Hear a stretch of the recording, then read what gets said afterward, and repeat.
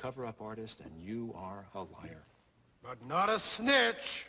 Greetings and welcome to another video with the Denver Prophet Rebel coming at you with Catholicism, conservatism, and chaos, and wisdom on issues of politics, geekdom, and pop culture. I'm edgy like Deadpool, but don't worry, I have a heart just like Mr. Rogers. And no, I'm not Walter White. Say my name. Say my name. Topic for today is about a well-known theology teacher at my son's Catholic high school who was recently exonerated of misconduct allegations which stemmed from Colorado's Safe2Tell law. Now, I'm not going to use his name or the name of the school, even though he recently openly sent out an email on the topic to the entire school. I'll do him the respect of avoiding any other additional unnecessary publicity, since the system has offered him no such deference.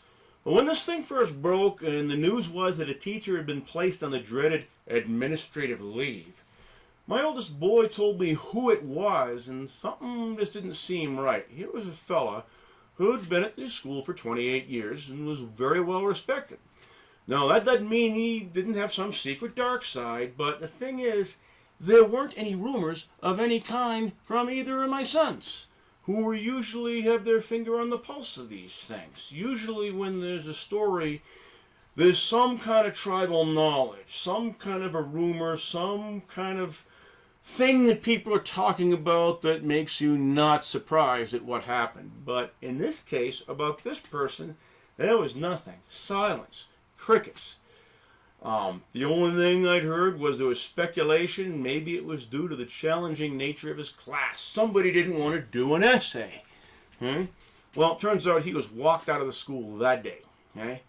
There were investigations, and presumably they were without witness statements because the Safe2Tell law is anonymous in its nature. Well, we'll get to that. We'll talk about that plenty. But spoiler alert, as I said, he was exonerated and he was offered his job back. Yes, he was offered his job back, but the reality is that your reputation is tarnished. Many people will still have questions. Many parents still will have that lingering doubt, as if, well, yeah, he was exonerated, but maybe it's just because they can't really prove it. There must have been something that went on that shouldn't. Otherwise, he wouldn't have just been walked out of the school like that. Well, problem is, the second law of thermodynamics wins at the end. Everything just kind of goes to entropy. You cannot unring this bell. What's said is said, and what's done is done. Okay, now let's look at the harmless little match that has burned down this forest. Well, it's a law called Colorado's Safe2Tell law, so-called, and it was passed after the Columbine school shooting incident a little while back. And this thing has been imitated the nation over in many other states. Along with gun laws, these tragedies spawn the Pavlovian reactions from politicians that say, well, we've got to do something. You know, even if what they're doing is doing nothing. They'll have their legislative scalps in the wall come re-election time. They'll get to say that they acted, that they did something. Now, look at what the law does. It creates a system by which anyone can make a completely anonymous phone call or even a report over the internet, through a website, through their smartphone, about anyone and anything you think is suspicious. And the ads, they encourage people to err on the side of making the report. Even if you're not sure, I'll just make the report. What harm is there? And it turns out that the law requires schools to take a report and to take note of this, and requires the cops to investigate once that they've had the report given to them by the school. Now, how can anyone be against this, right?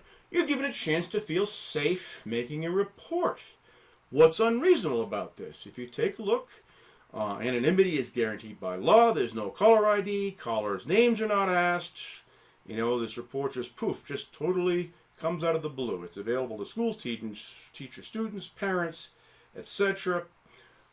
Tips that are sent are required to be passed on to school districts. Police departments and local officials are required to investigate, like we just said. That might mean setting up a meeting or it might mean sending a police car straight to a student's home. Gee, that kind of thing I'm sure never happens. Well, are we seeing maybe some potential warning signs, the potential things that maybe this thing isn't all that we're saying it is? Well, once again, beware of the truth. That's what Prophet Rebel says. That's why I'm here. I'm here to give you the cold shower of reality that must intrude on your idyllic little world. That's why I'm the Prophet Rebel, to explain things that other people won't. Now, you take a look at a few stills from their promotional video. Right? It's narrated by a child. Okay, it's got a cute, sounding little voice, and of course the name itself, Safe2Tell, where they spell 2 with the number 2. And look who they say and what circumstances they say that you should make a call for. Okay. First one, when someone brings a weapon to school, okay, or talks about bringing a weapon to school. Okay, well, gee whiz, that's a pretty serious thing, and with the rash of school shootings we've had over the past couple of decades, who could be against that? Who could be against advising a kid to tell somebody when there's been a weapon in school, right? Next one, when someone is being hurt. Okay, depending on what it is, I guess that's okay too. I guess that isn't anything that there's a problem with. When someone is being bullied, all right, so someone calls you a name and then you then will make a phone call that's going to result in a police investigation? Boy, the times I had at recess in the 6th grade and the 5th grade, and the names I was called, it would have been police presence all the time at my elementary school. So when someone's being bullied, that means you make a report that's going to involve the police. It's sounding a little bit like schools are outsourcing their discipline to police authorities, doesn't it? Is there anything else here we should look at? When something feels inappropriate. Well, what's inappropriate? Maybe if you're wearing a Make America Great Again hat. If you're wearing a Donald Trump t-shirt, because believe me, this sort of thing has happened. Okay? Things are viewed as inappropriate at being at school just because they make somebody else feel uncomfortable. Okay? When someone is posting mean stuff online, like maybe you posted online that there are only 2 genders. For example, an incredibly controversial opinion nowadays. Somebody posts that and then somebody feels like they're threatened or offended. Wow, okay. Maybe this video itself is going to result in somebody dropping a dime on me through Safe2Tell, right? Anything at all that makes you or others feel unsafe. Boy, okay. Now we've covered just about anything, isn't it? Anything at all, okay? And this is going to trigger searches, police action, even if there are no further statements from the accuser, even if all you have is a report online or an anonymous phone call. Now, we've got a system of justice in the United States that has certain inconvenient protections against the accused. You are innocent until proven guilty. You also have the right to confront your accuser. There is accountability against false accusations and improper and libelous reports of wrongdoing. Okay? Problem is with this Safe2Tell system, it has absolutely zero accountability. Okay? Anyone can make accusations against anyone and just disappear into the ether. And yet, the law requires these to be followed up on, to be investigated. And the hallmark of this system is anonymity. You can make a report, doesn't matter whether it's even true or not, as we'll find out. And in the universe that has the law of gravity, just as basic as the law of gravity, is this thing called the law of unintended consequences. Or as I like to call it, the law of unintended consequences. Dun da da! Now, the law of unintended consequences is what happens when legislators get together and say there ought to be a law. Okay, and every time something happens, we got to pass a law against this and a law against that.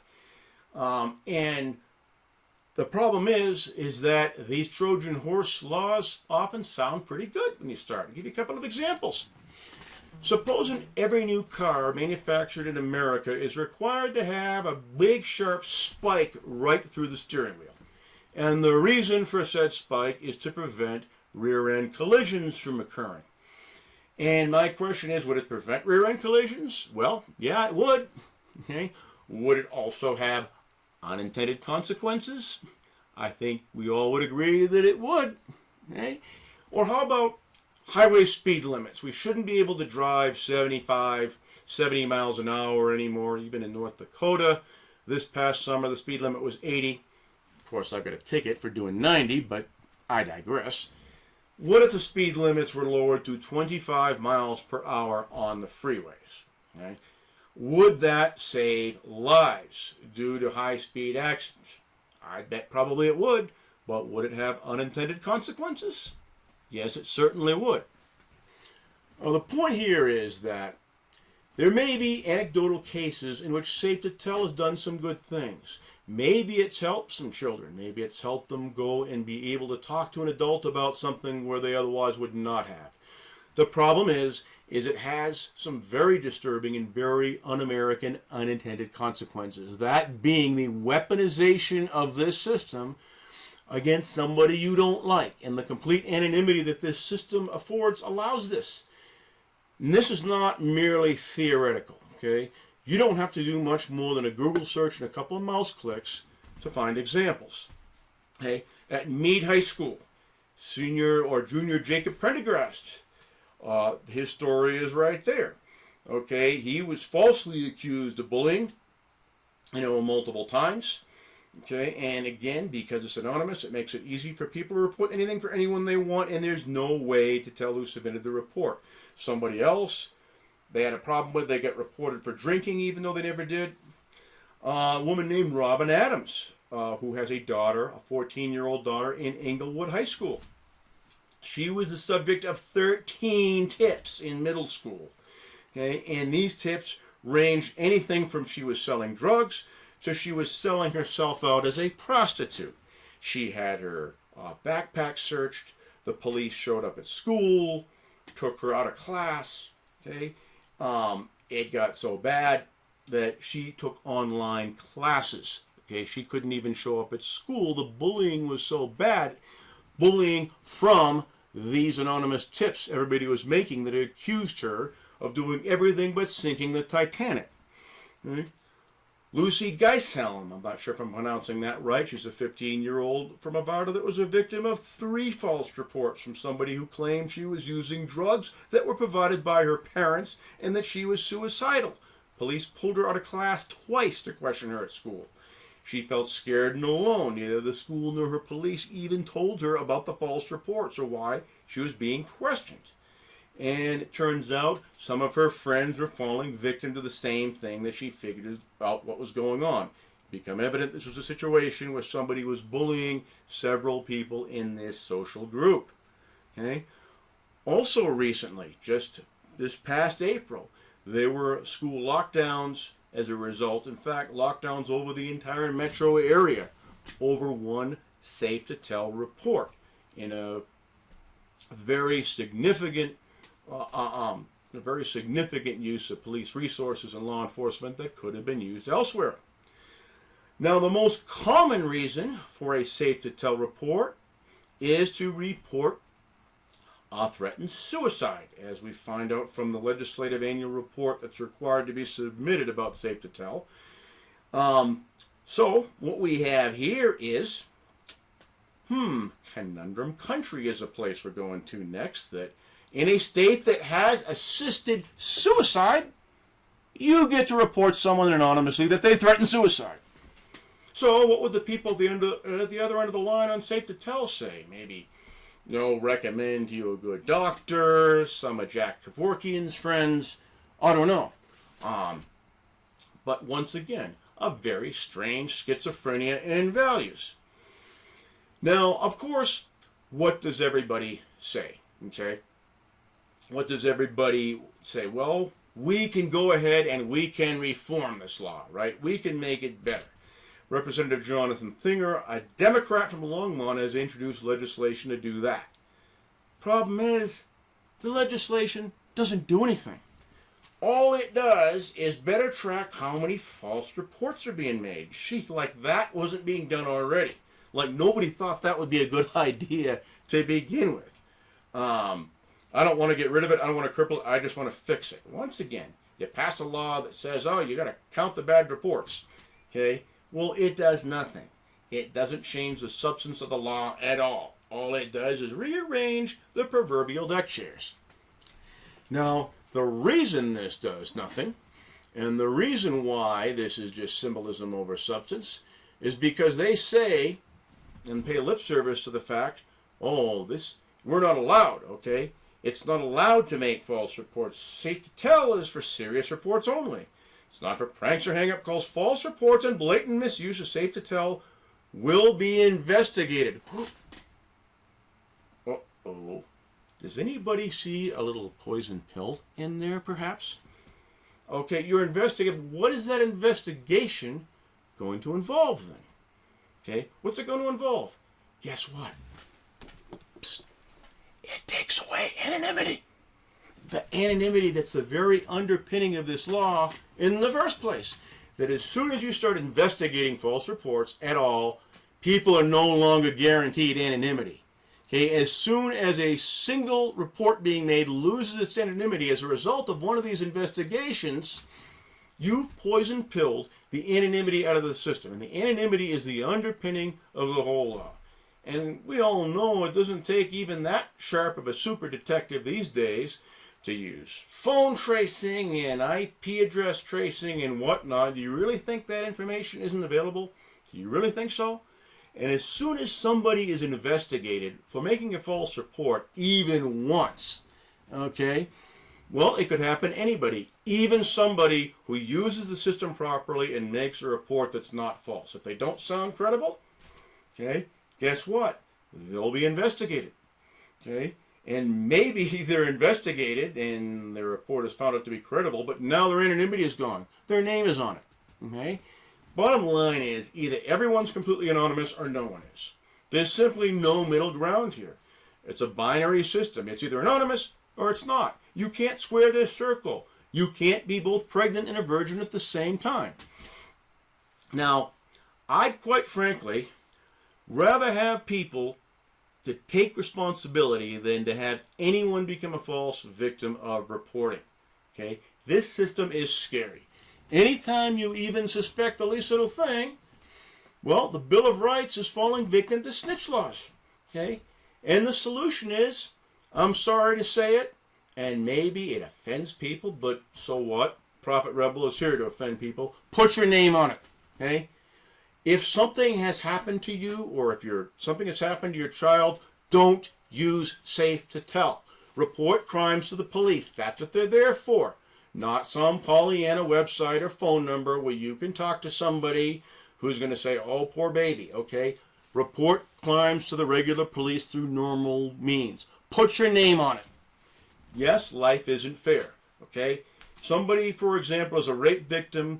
They should just magically be able to bring the perpetrator to justice and not have to go through the trauma of court of facing the person who raped them and testifying, okay? But that's not the way the system works.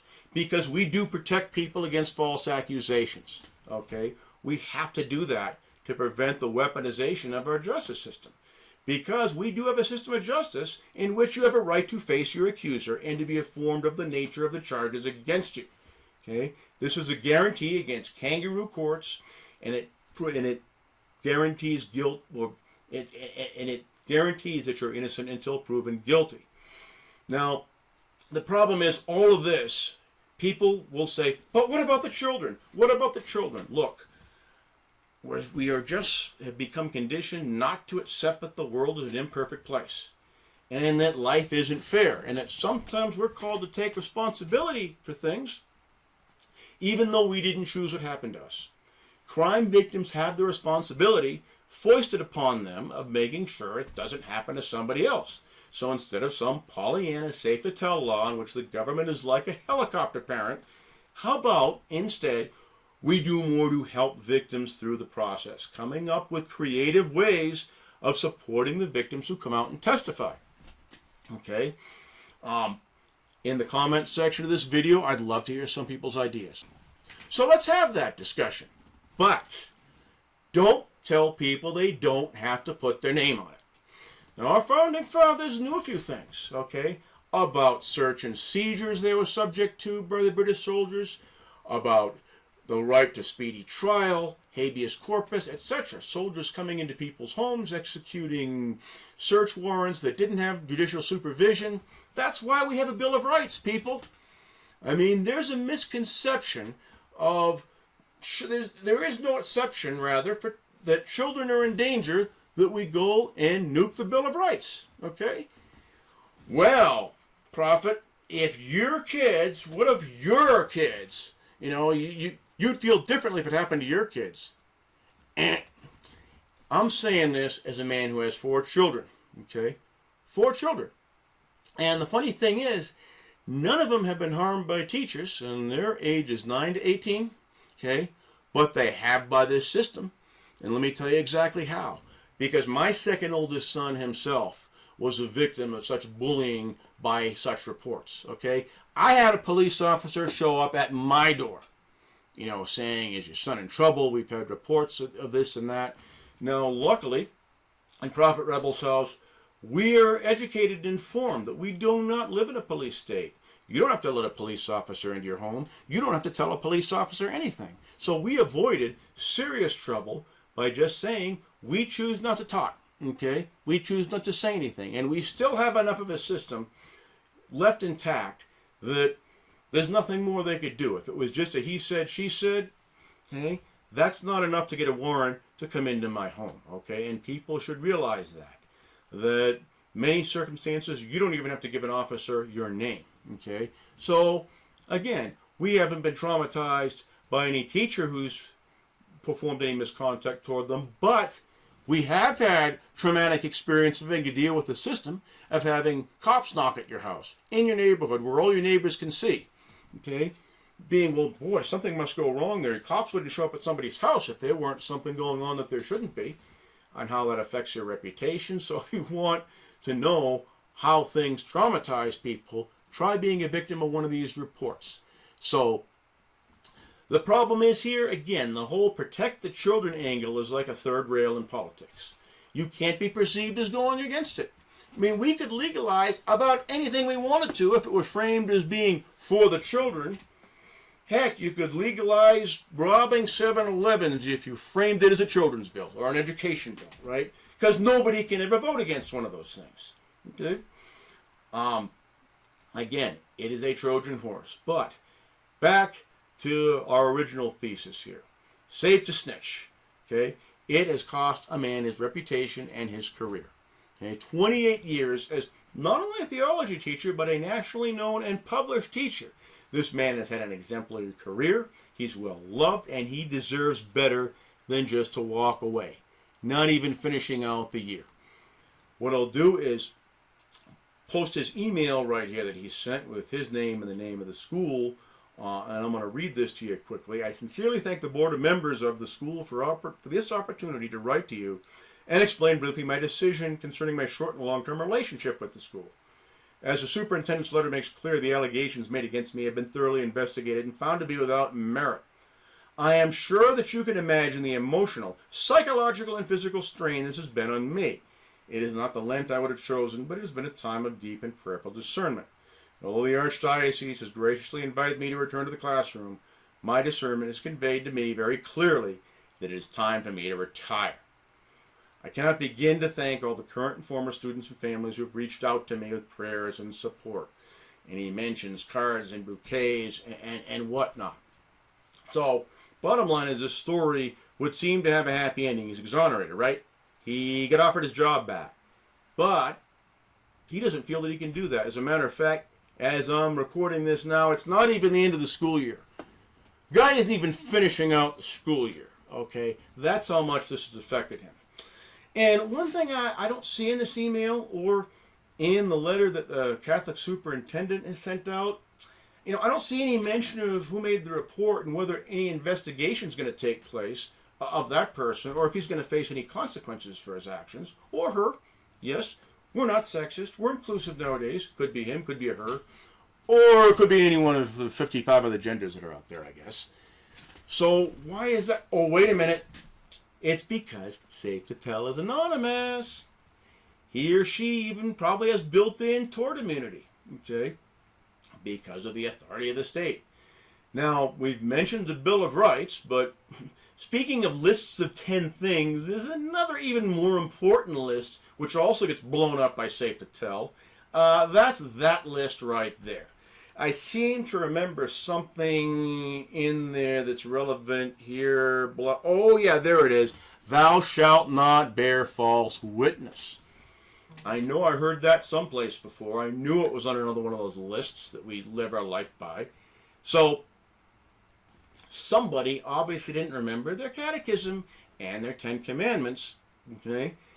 Bottom line is we're trying to reform a law like this, like we talked about, is like rape reform. It's like a law requiring rapists to use a condom. Okay? No, rape is bad. You illegalize it. You get rid of it. Okay? Now, just like a lot of other things in our ponderous legal system, Safe2Tell is an unworkable, unreasonable, ponderous Frankenstein's monster of a mess. Okay? And I encourage the Colorado legislature to just get rid of it. And let me add too, I really don't think that I blame the school or the archdiocese for their actions, because it seems like overreaction is the only thing that legally protects you from the political and legal powder keg of protect the children. And especially you factor in here the way the church has been perceived as people, as being populated by people that do nothing but harm children. You have a perfect storm here. So it's a no-win situation. So even though myself, just for the record, I would trust my kids with a Catholic priest over a public school teacher any day of the week and twice on any given Sunday.